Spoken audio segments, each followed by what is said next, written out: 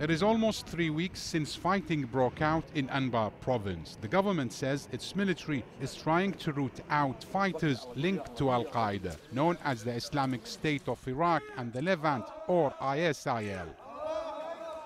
The army is using newly obtained US-made Hellfire missiles and surveillance drones. The government also says that local tribal leaders and their fighters are engaged in the battle against what they call terrorists. But that is not how these fighters or the residents of Anbar see it. After soldiers cleared an anti-government protest site in Ramadi and arrested a Sunni MP, tribal fighters took up arms to defend their areas. The invading ISIL fighters were able to control parts of Fallujah and Ramadi, but tribal fighters managed to drive them out. The government says ISIL fighters are still present in Fallujah, but residents and local tribes deny it.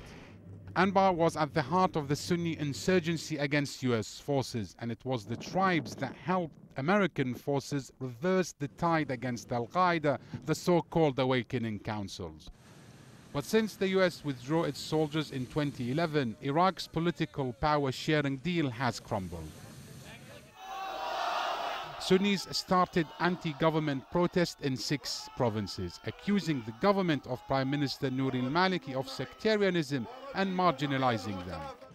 More seriously, they said Baghdad was using the army to target Sunnis, one reason why the people of Fallujah and Ramadi refused to allow the army to enter their areas.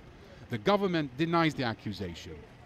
But this crisis is not internal, it is linked to the war in neighboring Syria. The Islamic State of Iraq and the Levant control vast areas of territory on the border between Iraq and Syria, which allows them free movement.